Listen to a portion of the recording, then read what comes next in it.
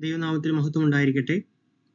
AD 70 കർത്താവിന്റെ രണ്ടാം വരവ് സംഭവിച്ചുവെന്ന്, അല്ലെങ്കിൽ വെളിപാട് പുസ്തകം 19 അധ്യായം വരെ പറയുന്ന കാര്യങ്ങൾ അന്ന് സംഭവിച്ചു എന്നുള്ളതിന്റെ ചില തെളിവുകൾ ചരിത്രത്തിന്റെ അടിസ്ഥാനത്തിൽ പറയുകയാണ് ചെയ്യുന്നത്. അതിനുശേഷം മില്ലിനിയൽ കിങ്ഡം കഴിഞ്ഞതിന് ശേഷമുള്ള ലിറ്റിൽ സീസൺ ഓഫ് സാത്താൻ എന്ന് പറയുന്ന ആ ഒരു കാലത്തിലാണ് നമ്മൾ ഇപ്പോൾ എന്ന് ആണ് നമ്മൾ മനസ്സിലാക്കുന്നത്. അപ്പൊ അതിനുവേണ്ടിയുള്ള, അല്ലെങ്കിൽ അന്ന് AD 70 അന്ന് ക്രിസ്തുവിന്റെ രണ്ടാം വരവ് ഉണ്ടായി എന്നുള്ളതിന്റെ തെളിവുകളാണ് ഇവിടെ കാണിക്കുന്നത്. നമുക്കറിയാം, മശിഹ എന്ന് പറഞ്ഞിരുന്നു, ഇതൊക്കെയും സംഭവിക്കുവോളം ഈ തലമുറ ഒഴിഞ്ഞു പോവുകയില്ല എന്ന് ഞാൻ സത്യമായിട്ട് നിങ്ങളോട് പറയുന്നു. ആകാശവും ഭൂമി ഒഴിഞ്ഞു പോകും, എന്റെ വചനങ്ങളോ ഒഴിഞ്ഞു പോവുകയില്ല. അതായത് ഉറപ്പായിട്ടും ആ തലമുറയിലാണ് കർത്താവിന്റെ സെക്കൻഡ് കമ്മിങ്, അല്ലെങ്കിൽ ഫസ്റ്റ് ജനറേഷൻ സെയിൻസിന്റെ ഉള്ളപ്പോഴാണ് ദൈവത്തിന്റെ രണ്ടാമത്തെ വരവെന്ന് കൃത്യമായിട്ട് യേശു തമ്പുരാൻ അത് പറഞ്ഞിരുന്നു. ആ വാക്യങ്ങളാണ് ഇവിടെ കാണിച്ചിരിക്കുന്നത്. അപ്പൊ നമുക്ക് നോക്കാം എന്തൊക്കെയാണ് തെളിവുകൾ എന്നുള്ളത്. ഏകദേശം AD 50 മുതൽ AD 70 വരെ 73 വരെ നടന്ന ചില ചരിത്ര കാര്യങ്ങളാണ് ഈ കാണിച്ചിരിക്കുന്നത്. അതിൽ AD 65-നിടയ്ക്കാണ്, അല്ലെങ്കിൽ 65-ന് മുൻപാണ് വെളിപാട് പുസ്തകം എഴുതപ്പെട്ടേക്കുന്നത്. അതിന് തെളിവുകളുണ്ട്. അപ്പൊ നമുക്ക് ഈ ഇവന്റുകളൊക്കെ നടന്നത് എങ്ങനെ ബിബ്ലിക്കലിയായിട്ട് കോറിലേറ്റ് ചെയ്യാമെന്ന് നമുക്ക് നോക്കാം. വെളിപാട് പുസ്തകം 17-ാം അധ്യായം 10-ാം വാക്യത്തിൽ നമുക്ക് കാണാം, 5 പേർ വീണുപോയി, ഒരാൾ ഇപ്പോൾ ഉണ്ട്, മറ്റൊരാൾ ഇനിയും വന്നിട്ടില്ല. ഇത് AD 65 എഴുതുമ്പോൾ ആ കാലത്തെ റോമൻ ചക്രവർത്തിമാരെ ഉദ്ദേശിച്ചാണ് എഴുതിയിരിക്കുന്നത്. അത് ആരൊക്കെയാണെന്നുള്ളത് അടുത്ത സ്ലൈഡിൽ ഞാൻ കാണിക്കാം. Concise commentary the holy bible companion of the new translation. അപ്പം ഇതെന്ന് പറയുന്നത് റോബർട്ട് യങ് എന്ന് പറയുന്ന ആൾ എഴുതിയതാണ്. അപ്പം അദ്ദേഹത്തിന്റെ എഴുത്തിനകത്ത് വെളിപാട് പുസ്തകത്തിന് മുമ്പ് ഒരു ഇൻട്രൊഡക്ഷൻ കൊടുത്തിട്ടുണ്ട്. ഇതാണ് ആ ഇൻട്രൊഡക്ഷൻ. അപ്പൊ ഇതിന്റെ ലിങ്ക് ഞാൻ മുമ്പത്തെ സ്ലൈഡിൽ കൊടുത്തിട്ടുണ്ട്. ആർക്ക് വേണമെങ്കിൽ ഈ ബുക്ക് ചെക്ക് ചെയ്യാവുന്നതാണ്. അതിന്റെ 179-ാമത്തെ പേജിലാണ് വെളിപാട് പുസ്തകത്തിന്റെ ഒരു ഇൻട്രൊഡക്ഷൻ കൊടുത്തിരിക്കുന്നത്. അത് വായിച്ചാൽ നമുക്ക് കൃത്യമായിട്ട് മനസ്സിലാവും AD, അതായത് ഡൊമിറ്റസ് എന്ന് പറയുന്നതും ഡൊമിനിറ്റിക്കോസ് എന്ന് പറയുന്ന രണ്ട് ചക്രവർത്തിമാരുണ്ടായിരുന്നു. അപ്പൊ ഒരാളാണ് അതിനകത്ത് 95-ൽ ഉണ്ടായിരുന്നത്, മറ്റേ ആള് AD 65-ലും. അപ്പം ഇത് തെറ്റിപ്പോയതാണ്, അല്ലെങ്കിൽ എഴുതിയത് ചരിത്രകാരന്മാർ എഴുതിയപ്പോൾ അത് മാറിപ്പോയത് കൊണ്ടാണ് AD 95-ന് ശേഷമാണ് വെളിപാട് പുസ്തകം എഴുതപ്പെട്ടത് എന്ന് പൊതുവായിട്ട് വിശ്വസിച്ചു വരുന്നത്. കൂടാതെ 5 രാജാക്കന്മാർ ഉണ്ടായിരുന്നു, ഒരുവൻ ഇപ്പോൾ ഉണ്ട്, ഇനി ഒരുവൻ വരാനുണ്ട്. ഇതെല്ലാം AD 65-ൽ അന്നത്തെ നീറോനെ, അല്ലെങ്കിൽ അന്നത്തെ റോമൻ രാജാക്കന്മാരെ ഉദ്ദേശിക്കുന്നതാണെന്ന് നമുക്കതിൽ നിന്ന് മനസ്സിലാകും. ജോസഫസ് എഴുതിയ ബുക്ക് ഓഫ് വാർസ് എന്ന് പറയുന്ന പുസ്തകത്തിലെ 6.5.3 എന്ന് പറയുന്ന ആ ഒരു വാക്യം, അല്ലെങ്കിൽ ആ ഒരു പാർട്ട് നോക്കിക്കഴിഞ്ഞാൽ 7 വർഷത്തേക്ക് ഇസ്രായേൽ വരാൻ, അല്ലെങ്കിൽ ജെറുസലേമിൽ വരാനിരിക്കുന്ന ഒരു മഹോദ്രവ കാലത്തെ കുറിച്ച് ജീസസ് ബെൻ അനനസ് എന്ന് പറയുന്ന ഒരു ആള് പറയുന്നതായിട്ട് നമുക്ക് കാണാൻ പറ്റും. അപ്പം AD 65-നും 73-നും ഇടയ്ക്കാണ് ഈ കാര്യങ്ങളെല്ലാം സംഭവിക്കുന്നത്, അല്ലെങ്കിൽ വെളിപാട് പുസ്തകം എഴുതപ്പെടുന്നത് തൊട്ട് ബാക്കി ജെറുസലേമിന്റെയും ഇസ്രായേലിനും ഉണ്ടാകുന്ന മഹോദ്രവ കാലത്തെ കുറിച്ചൊന്നും നമുക്ക് ആ ഒരു ചരിത്രകാരന്മാരുടെ പുസ്തകത്തിൽ വായിച്ചാൽ മനസ്സിലാക്കും. അത് തുടർന്നുള്ള സ്ലൈഡുകൾ കാണിക്കുന്നതാണ്. വെളിപാട് പുസ്തകം 19-ാം അധ്യായം വായിച്ചാൽ സെക്കൻഡ് കമ്മിങ്ങിനെ കുറിച്ചിട്ടുള്ള എങ്ങനെയായിരിക്കും എന്നുള്ളത് കാണിക്കുകയാണ്. അതായത് ഒരുപാട് കുതിരകൾ വരുന്നതും, ഇല്ലെങ്കിൽ ആർമി ഓഫ് ഫയർ ചാരിയറ്റ്സ്, ഇത്തരം കാര്യങ്ങളൊക്കെ നമുക്ക് കാണാൻ പറ്റും. അപ്പൊ ഇത് വെളിപാട് പുസ്തകം 19-ാം അധ്യായത്തിലെ രണ്ടാമത്തെ വരവിനെ കുറിച്ച് കാണിക്കുന്ന വാക്യങ്ങളാണ്. ഈ രണ്ടാമത്തെ വരവും അതിനോട് അസോസിയേറ്റ് ചെയ്തിട്ടുള്ള കാര്യങ്ങളും പൊതുവായിട്ട് എഴുതപ്പെട്ടേക്കുന്ന ചരിത്ര പുസ്തകങ്ങളാണ് ഇവിടെ കൊടുത്തിരിക്കുന്നത്. ജോസഫസിന്റെ തന്നെ 2 ബുക്കുകളുണ്ട്, യൗസേബിയസിന്റെ ഒരു ബുക്കുണ്ട്, കാസിയസിന്റെ ഒരു ബുക്കുണ്ട്. അപ്പം ഇതാണ് പൊതുവായിട്ട് നമ്മൾ ഈ രണ്ടാം വരവിന്റെ പല തെളിവുകളും കണ്ടെത്താവുന്ന ബുക്ക്. ജോസഫസിന്റെ ബുക്ക് ഓഫ് വാറിനകത്താണ് നമുക്ക് രണ്ടാം വരവിനെ, അല്ലെങ്കിൽ ഫയർ ചാരിയറ്റ്സ് ആകാശത്ത് കണ്ടു എന്നുള്ളതിന്റെ പല തെളിവുകളും തന്നിരിക്കുന്ന ഒരു ബുക്ക്. കൂടാതെ അദ്ദേഹത്തെ അന്നത്തെ ഒരു പ്രധാന ഹിസ്റ്റോറിയൻ ആയിരുന്നു ഇദ്ദേഹം, അതായത് ചരിത്രങ്ങളൊക്കെ രേഖപ്പെടുത്തിയിരുന്ന ഒരു വ്യക്തിയായിരുന്നു ഇദ്ദേഹം.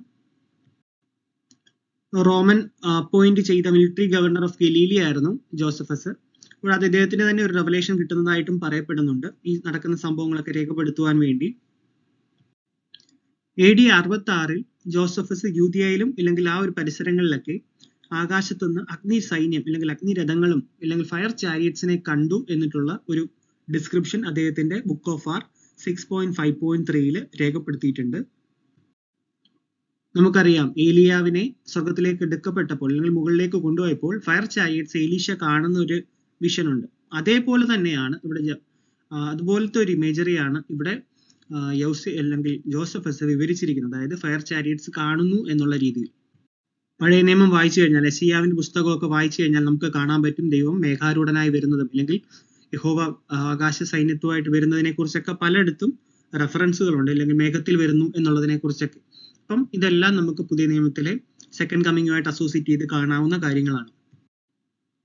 ആകാശത്തിൽ അനേകം അടയാളങ്ങളും അന്നുണ്ടായി. കർത്താവ് പറഞ്ഞിരുന്നു, ഭയങ്കരമായ കാഴ്ചകളൊക്കെ അന്നുണ്ടാകും ആകാശത്തിലും ഭൂമിയിലും എന്ന്. അത്തരത്തിലൊരു കാഴ്ചയാണ് സ്റ്റാർ റിസംബ്ലിങ് എ സോൾ. അതായത് ഒരു വാളിനോട് സാമ്യമുള്ള ഒരു നക്ഷത്രം ആകാശത്ത് ഏകദേശം ഒരു വർഷം മുഴുവൻ ഇങ്ങനെ ഉണ്ടായിരുന്നു, ഒരു കോമറ്റും ഉണ്ടായിരുന്നു എന്ന് കാണാം. കൂടാതെ അന്ന് ബലിപീഠത്തിന് വിശുദ്ധ ഭവനത്തിന് ചുറ്റും ഒരു വലിയ പ്രകാശം പ്രകാശിച്ചു. അത് അരമണിക്കൂറോളം നീണ്ടുനിന്ന പകൽ സമയമായി കാണപ്പെട്ടു. അപ്പം ഒരുപാട് ഇവന്റുകൾ അന്ന് യെരുശലേം ദേവാലയത്തെ അസോസിയേറ്റ് ചെയ്തും ഇസ്രായേലിനെ അസോസിയേറ്റ് ചെയ്തും ലോകം മുഴുവനും നടന്നു എന്നുള്ളതിന് പല ചരിത്ര തെളിവുകളും നമുക്കിങ്ങനെ കിട്ടുകയാണ്. പിന്നീട് നമുക്ക് കാണാൻ പറ്റുന്നത് ഭീമാകാരമായ വാതിലുകളായിരുന്നു ആ ദേവാലയങ്ങൾക്കൊക്കെ ഉണ്ടായിരുന്നത്, അല്ലെങ്കിൽ അന്നത്തെ കാര്യങ്ങൾക്ക് ഉണ്ടായിരുന്നത്. അപ്പം അതിന്റെ വലിയ വാതിലുകൾ തന്നെ തുറക്കപ്പെടുന്നത്, അല്ലെങ്കിൽ 20 പേർ ചേർന്ന് അടച്ചിരുന്ന വാതിലുകൾ രാത്രിയാവുമ്പോൾ തന്നെ തുറക്കുന്നു, അല്ലെങ്കിൽ അങ്ങനെയുള്ള ഇവന്റുകൾ ഒരുപാടെണ്ണം രേഖപ്പെടുത്തിയതായിട്ട് ജോസഫസിന്റെ ബുക്ക് പറയുന്നുണ്ട്. ജോസഫസിന്റെ ബുക്കിലെ ചാരിയറ്റ്സ് ആൻഡ് ട്രൂപ്സ് ഓഫ് സോൾജേഴ്സിനെ ആകാശത്തിൽ കണ്ടു എന്ന് പറയുന്ന വിവരിക്കുന്ന ഭാഗമാണിത്. അതിന്റെ മലയാള ട്രാൻസ്ലേഷൻ നോക്കിയാൽ സൂര്യാസ്തമയത്തിന് മുമ്പ് പടയാളികളും മേഘങ്ങൾക്കിടയിലും നഗരങ്ങളുടെ ചുറ്റുപാടിലും ഓടുന്നത് കണ്ടു. ഇതൊരു ഗൂഗിൾ ട്രാൻസ്ലേഷൻ ആണ്. അപ്പം അന്ന് സ്കൈയിൽ ഇങ്ങനെ ചാരിയറ്റ്സിനെ കണ്ടു എന്നുള്ളതിന്റെ ഒരു തെളിവാണ് നമുക്ക് ഈ ജോസഫസിന്റെ ബുക്കിനകത്ത് പറയുന്നത്.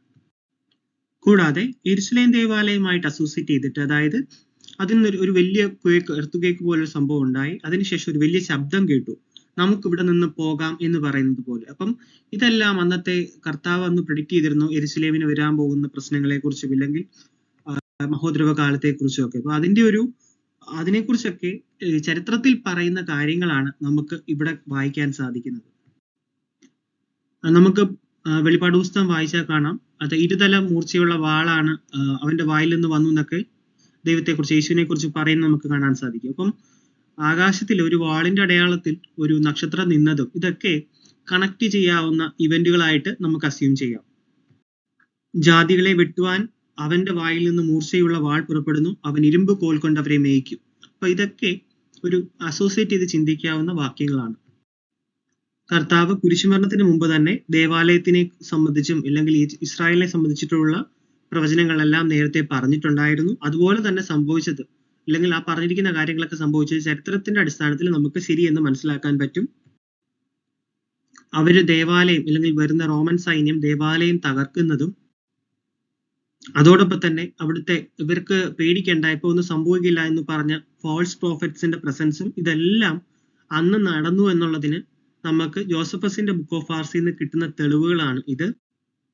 കൂടാതെ ടാസിറ്റസിന്റെ ബുക്ക് വായിച്ചാലും നമുക്ക് ആർമീസ് ഇൻ കോൺഫ്ലിക്റ്റ്, ആകാശത്തിൽ സൈനികങ്ങൾ ഏറ്റുമുട്ടുന്നതായിട്ടും ഒരു സഡൻ ലൈറ്റ്നിങ് ഫ്ലാഷ് ദേവാലയത്തിൽ ഉണ്ടാവുന്നതായിട്ടും മുതലായ പല കാര്യങ്ങളും, അല്ലെങ്കിൽ ആകാശത്തെ രഥങ്ങൾ കണ്ടു, അല്ലെങ്കിൽ ചാരിയറ്റ്സ് കണ്ടു എന്നുള്ളതൊക്കെ നമുക്ക് മനസ്സിലാക്കാൻ സാധിക്കും അന്ന് നടന്നു എന്നുള്ളത്. ആകാശത്ത് സൈന്യങ്ങൾ ഏറ്റുമുട്ടുന്നത്, അല്ലെങ്കിൽ അതൊക്കെ ദർശനം പോലെ ടാസിറ്റസ് കണ്ടതാണ് ഇവിടെ വിവരിച്ചിരിക്കുന്നത്. നമുക്ക് മാത്യു 24 ഒക്കെ വായിച്ചാലും ഒരു മിന്നൽ പിണർ പോലെ ആകാശത്ത് നിന്ന് മനുഷ്യപുത്രന്റെ അടയാളം കാണും, ഇല്ലെങ്കിൽ ഇത്തരം കാര്യങ്ങളൊക്കെ കർത്താവ് അന്ന് മുൻകൂട്ടി പറഞ്ഞിരുന്നതായിട്ട് നമുക്ക് മനസ്സിലാക്കാൻ പറ്റും. ഇതൊരു ഓഥറിനെ കൃത്യമായിട്ട് റെഫർ ചെയ്യാത്തൊരു ബുക്കാണ്, പക്ഷെ അതിനകത്ത് നമുക്ക് കാണാൻ സാധിക്കും A certain figure appeared of tremendous size which many so just as in the books of Jews as disclosed. അല്ലെങ്കിൽ ആകാശത്ത് പോലെ ശമരിയയിലും ജൂദിയയിലും, അല്ലെങ്കിൽ ആ ഏരിയയിലൊക്കെ, ശമരിയ എന്ന് പറയുന്നില്ല, ആ ഏരിയയിലൊക്കെ ഇങ്ങനെ ആകാശത്ത് chariots of in the clouds ഒക്കെ കാണാൻ സാധിച്ചു, അല്ലെങ്കിൽ ആർമഡ് ബാറ്റിൽ എന്ന ആകാശത്തിലെ സൈന്യങ്ങൾ യുദ്ധം ചെയ്യുന്നത് കാണാൻ പറ്റി എന്നൊക്കെ പറയുന്നുണ്ട്. അതിന്റെ തന്നെ മലയാളം ട്രാൻസ്ലേഷൻ ആണ്. യഹൂദരുടെ പുസ്തകത്തിൽ പറഞ്ഞിരിക്കുന്നത് പോലെ, ഇല്ലെങ്കിൽ സൂര്യൻ അസ്തമിക്കുന്നതിന് മുമ്പ് പെട്ടെന്ന് ഇങ്ങനെ മേഘങ്ങളിൽ ചാരിയറ്റ്സും രഥങ്ങളും ഒക്കെ കണ്ടു എന്ന് പറഞ്ഞിരിക്കുന്ന വാക്യങ്ങളാണിത്. സെഫർ യോസിപ്പോൻ എന്ന് പറയുന്ന ഒരാൾ എഴുതിയ ബുക്കിലും ഇതേ കാര്യം നമുക്ക് കാണാൻ സാധിക്കും. ആ ദിവസങ്ങളിൽ chariots of fire and horseman A great force flying across the sky near the ground. എങ്കിൽ ഗ്രൗണ്ടിനോട് ചേർന്ന് ആകാശത്ത് അഗ്നിരഥങ്ങളും രഥങ്ങൾ വഹിക്കുന്ന ഹോഴ്സ്മാനെയും ഒക്കെ കണ്ടു എന്ന് പറയുകയാണിത്. അതിന്റെ ട്രാൻസ്ലേഷൻ വായിച്ചാൽ ഇതെല്ലാം നമ്മളുടെ പുതിയ നിയമത്തിൽ പറയുന്നത്, ഇല്ലെങ്കിൽ 19-ാം അധ്യായത്തിൽ വെളിപാടിൽ പറയുന്നത് പോലെയുള്ള ഇവന്റുകളാണ്. അതായത് കുതിര സൈന്യവും അഗ്നിരഥങ്ങളും ഒക്കെ വരുന്ന ഒരു ആകാശത്ത് ഒരു യുദ്ധം നടക്കുന്നത്, അല്ലെങ്കിൽ വെളിപാട് പുസ്തകത്തിലേക്ക് ആകാശത്തിലെ യുദ്ധം നടക്കുന്നത് പോലെയുള്ള ഇവന്റുകൾ അവർ നേരിട്ട് വിറ്റ്നസ് ചെയ്യുന്ന കഥകളാണ് ഇവിടെ പറഞ്ഞിരിക്കുന്നത്. ബർത്തലമായി എഴുതിയ പുസ്തകത്തിലും അതുപോലെ കുറെ ഇവന്റുകളെ കുറിച്ച്, അല്ലെങ്കിൽ അന്ന് നടന്നതാവുന്ന സാധ്യതയുള്ള കുറെ ഇവന്റുകളെ കുറിച്ചിട്ട് ഇങ്ങനെ മെൻഷൻ ചെയ്യുന്നുണ്ട്. അപ്പം നമുക്കറിയാം, അതായത് കർത്താവ് പറഞ്ഞിരുന്നു അവിടെ നിൽക്കുന്ന പലരും മരണം കാണുകയില്ല കർത്താവിന്റെ വരവ് വരെ എന്ന്. അപ്പം നമുക്ക് തീർച്ചയായിട്ടും മനസ്സിലാക്കാം ആ ഇവന്റ് AD 70 അല്ലെങ്കിൽ അതിനു മുമ്പ് നടക്കുമ്പോൾ അവരിൽ ചിലരെങ്കിലും ഇത് ജീവനോടെ കാണുന്നുണ്ടായിരുന്നു എന്നുള്ളത്. അപ്പം കർത്താവ് പറഞ്ഞത് അസിറ്റീസ് അതുപോലെ നടന്നു എന്നുള്ളതിന്റെ ചരിത്ര തെളിവുകളാണ് നമുക്ക് ഈ കിട്ടിയിരിക്കുന്നത്.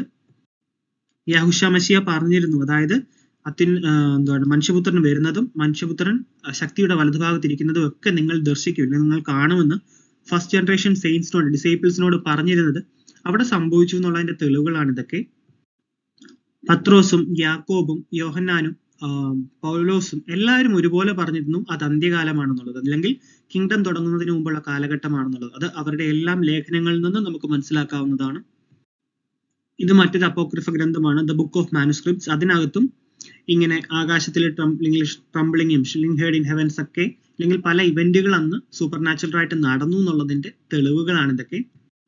ആ കാലത്ത് ആകാശത്തിൽ മറ്റനേകം അത്ഭുതങ്ങളും അടയാളങ്ങളും ഉണ്ടായി എന്നുള്ളതിന്റെ തെളിവുകളാണിത്. അതായത് കോമറ്റ് കാണപ്പെട്ടു, 2 എക്ലിപ്സസ് ഒരുമിച്ചുണ്ടായി, അതോടൊപ്പം തന്നെ 2 സൂര്യൻ, അതായത് ഒന്ന് പവർഫുള്ളും മറ്റേത് പെയിലുമായിട്ടുള്ള 2 സൂര്യനെ കാണപ്പെട്ടു, ഇങ്ങനെ പല, അല്ലെങ്കിൽ ജയൻസുകളെ കാണപ്പെട്ടു. ഇങ്ങനെ പല അടയാളങ്ങളും അന്ന് ആകാശത്തിലും ഭൂമിയിലും കാണപ്പെട്ടു എന്നുള്ളതിന്റെ തെളിവുകളെ രേഖപ്പെടുത്തിയിരിക്കുന്നത് ജോസഫസിന്റെ ബുക്കൊക്കെയാണ്.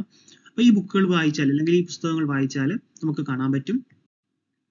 അതിന്റെ തന്നെ മലയാള തർജ്ജിമയാണ് ജോസഫസ്, യൗസേബിയസ്, അല്ലെങ്കിൽ ഈ മുതലായവരുടെ പുസ്തകത്തിലൊക്കെ ഇതേലത്തെ കാര്യങ്ങൾ, അന്ന് നടന്ന അടയാളങ്ങളെ കുറിച്ച് വിവരിക്കുന്നുണ്ട്. AD 68 മുതൽ, അല്ലെങ്കിൽ AD 68 ആ കാലഘട്ടം മുതൽ AD 73 വരെ നടന്ന കുറെ കാര്യങ്ങൾ, അല്ലെങ്കിൽ ആകാശത്ത് നടന്ന അടയാളങ്ങൾ, ഇസ്രായേലിൽ നടന്ന കാര്യങ്ങളൊക്കെ ഏത് ചരിത്ര പുസ്തകത്തിലാണ് രേഖപ്പെടുത്തിയിരിക്കുന്നതെന്നും ഇത് ആരുടെ കാലഘട്ടത്തിലാണെന്നുള്ളതൊക്കെ ഏകദേശം നമുക്ക് മനസ്സിലാക്കാൻ പറ്റും. അപ്പം ഇതും 73 വരെ അന്ന് നടന്ന ഇവന്റുകളാണ് ഈ കാണിച്ചിരിക്കുന്നതൊക്കെ. അപ്പം നമുക്ക് അറിയാം പല കർത്താവ് പറയുന്ന കാര്യങ്ങളൊക്കെ അവിടെ സംഭവിക്കുന്നതായിട്ട് നമുക്ക് അവരുടെ ചരിത്ര തെളിവുകളിൽ നിന്ന് കാണാൻ സാധിക്കും. പിന്നീട്, അതായത് കർത്താവിന്റെ രണ്ടാമതിന് ശേഷം 1000 ആണ്ട് വാഴ്ചയാണ് നടക്കുന്നത്, അല്ലെങ്കിൽ 1000 year reign ആണ്. അതിനുശേഷമുള്ള ലിറ്റിൽ സീസൺ ഓഫ് സാത്താൻ, അല്ലെങ്കിൽ സാത്താൻ അല്പകാലത്തേക്ക് അഴിച്ചുവിട്ടേക്കുന്നു എന്ന് വെളിപാട് പുസ്തകം 20-ാമത്തെ പറയുന്ന കാലഘട്ടത്തിലാണ് നമ്മൾ ഇപ്പോഴെന്നാണ് ഞാൻ വിശ്വസിക്കുന്നത്. അപ്പൊ ഇതിനു ശേഷമുള്ളത് ആർമഗഡോൺ യുദ്ധമാണ്, അല്ലെങ്കിൽ ഗോഗുമാഗോഗ്, ആർമഗഡോൺ അല്ല, ഗോഗുമാഗോഗ് യുദ്ധമാണ്. അതായത് യഥാർത്ഥ ഇസ്രായേലിലേക്ക്, ലിറ്ററൽ ആയിട്ടുള്ള ഇസ്രായേലിലേക്ക്, ദൈവത്തിന്റെ വിശുദ്ധ നഗരത്തിലേക്ക്, വിശുദ്ധ നഗരം എന്നുള്ളതിനേക്കാൾ പ്രിയ നഗരത്തിലേക്ക് സൈന്യങ്ങൾ പോകുന്നതായിട്ടും അതിനുശേഷം ജഡ്ജ്മെന്റുമാണ് ഇനി വരാനുള്ളതെന്നാണ് ഞാൻ വിശ്വസിക്കുന്നത്. കാരണം കർത്താവ് അന്ന് പറഞ്ഞിരിക്കുന്നത് പോലെ തന്നെ കിങ്ഡം ഉടനെ തന്നെ സംഭവിച്ചു, ഫസ്റ്റ് ജനറേഷനിൽ തന്നെ കിങ്ഡം കാണുമെന്നാണ് കർത്താവ് പറഞ്ഞിരിക്കുന്നത്. അപ്പം നാം എല്ലാവരും കൂടുതൽ നല്ല രീതിയിൽ ദൈവത്തിന് പ്രീതികരമായി ജീവിക്കുക, കൂടാതെ വിശ്വാസത്തിൽ ബലപ്പെടുക, വേദപുസ്തകം നന്നായിട്ട് വായിക്കുക ഒക്കെ ചെയ്യുക. അപ്പൊ ഇതാണ് എനിക്ക് പറയാൻ ഉള്ളത്. ദൈവത്തിന് നന്ദി.